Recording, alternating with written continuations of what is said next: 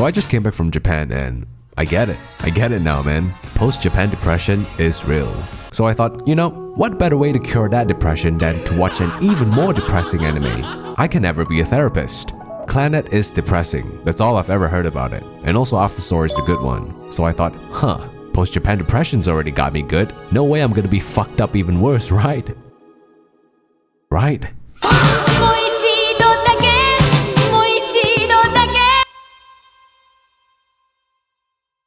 Visual novels. Games where your choices directly influence the story and the obsessive club presidents are taking over the game. Gave me some. These were peak back in the early 2000s. Japan was popping them off like meth and everyone was addicted to them. This may be the reason why Japan's birth rate is declining. Why fall for one girl when you can have 4, 5, all of them, as long as you make the right play? Romance and dating sims were the meta of visual novels, and Clannad was one of them. You play as Okazaki Tomoya, a high school delinquent who hates everything. He hates the city, he hates his home, he hates his life. What's next? A girl shouts out of nowhere and some character just flips him off? At first glance, Clannad just seems like a normal school anime. You already have the edgy main character sitting at that seat. The girls are either this, or your average Tekken character. Holy fuck! Everything just seems familiar. Characters are over the top with their reactions. It's just another high school anime is what you think. Then you take another glance and you can't help but feel something's wrong. Like there's something off about the entire story. Like you're missing out on a bigger piece before the puzzle was even put together. Almost every episode starts from an unknown perspective. You're always shown this robot and this girl in another world, completely unrelated to the story at first, but you know you'll be a part of it eventually. Anyways, check this out.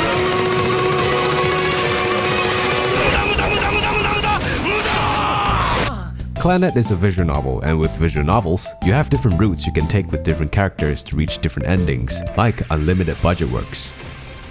Except Clannad has a budget, so there's only one ending. The rest they just made it into an OVA. But the anime doesn't sidetrack all of its other characters to focus on one. You see their stories being fit into one big storyline, and before you know it, Tomoya has his own harem. How the fuck? Right hand on the Bible. God can strike me down if I'm lying.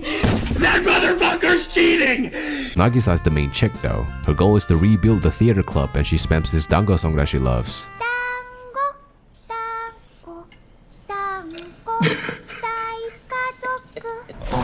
There's a girl who should try out for the LA Dodgers, a prodigy who mucks the entire school, and this girl who has a starfish fetish.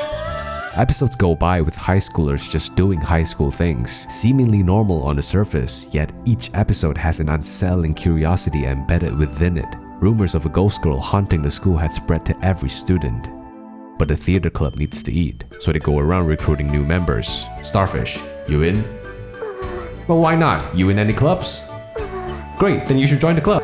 Tomoya was getting increasingly frustrated. He starts interrogating her. Why won't you join the club? And the girl responds saying, I make starfish all day. Bullshit, you go home at night, don't you? No, I make starfish here all day. Tomoya had reached his limit. お前な、口から出まかすもいい加減にしろよ。嘘じゃないです。フーコはずっと学校にいます。朝から晩までか。そうです。家には帰らないのか。そうです。帰っても意味がないです。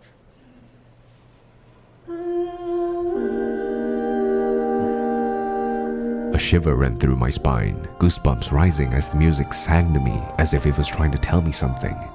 The story's not right. This was the first of many incidents that a story will go through, incidents that are tragic. And straight up defying the fabrics of reality, check this out. Watch out, watch out, watch out, watch out! Clannad's good. Clannad After Story is phenomenal, so can you just dive right into After Story? Thank you, Foucault. I see Clannad as one big anime instead of halves. I don't think the first part was that boring, which is pretty ironic since I'm not the biggest fan of school animes. This came out in 2007, yet the animation looks fresh. I feel like as time passes, more and more animes are raising the standards of animation to the point that timeless masterpieces like this are often forgotten. That's why I'm here to remind you. Clannad is comforting and nostalgic, much like the music. gentle, and homey. It welcomes you back no matter how many years have passed. It has effectively become a part of my life. It genuinely made me want to experience the visual novel just for the soundtrack. You're gonna hear them a lot in my future works. It reminds me why I'll always have a soft spot for anime, regardless of how many beautiful panels I've from the past. Because let's be honest, I never cried to music. I am a Clannad is more than just a school anime. That's why people love After Story so much. The characters graduate and it feels like you're watching more of the story than you should, almost as if you're impeding on their privacy.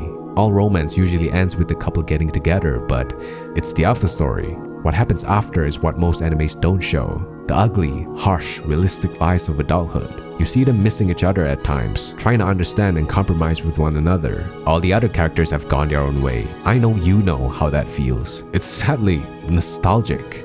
And when it's all finished, you look back and realize how far they've come, how far you've come watching them. It's also more than just a love story. There's symbolism of the illusionary world, and when you come to understand the significance behind these scenes, you'll find yourself appreciating the writing and storytelling. How it's more of a story on building, losing, and healing a family. How the story realistically portrays burnout, loss, and regret. This is why people segregate the two halves. Why the sequel is rated much higher than the prequel. Why people still revisit the story after decades. I cried like a bitch, and I'm sure I'm not the only one. This was the anime that broke everyone.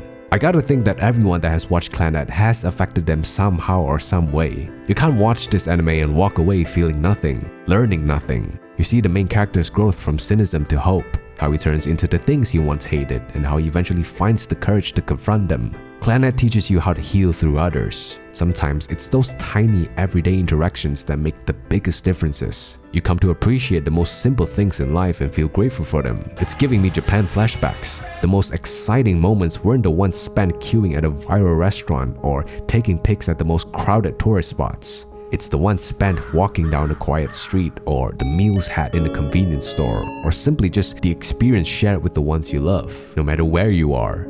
Clannad taught me that family isn't just the one you're born into, but the one you build. That small, everyday moments matter more than we realize. That grief doesn't erase love, but reshapes it. I don't think I'll ever forget the emotions I experienced within these 40+ episodes. It might just be the most memorable experience I've had this year. But fuck, I miss Japan! そばにいてくれるか。はいどんな時もいつまでももう電車の中ああ、もう電車の中だ。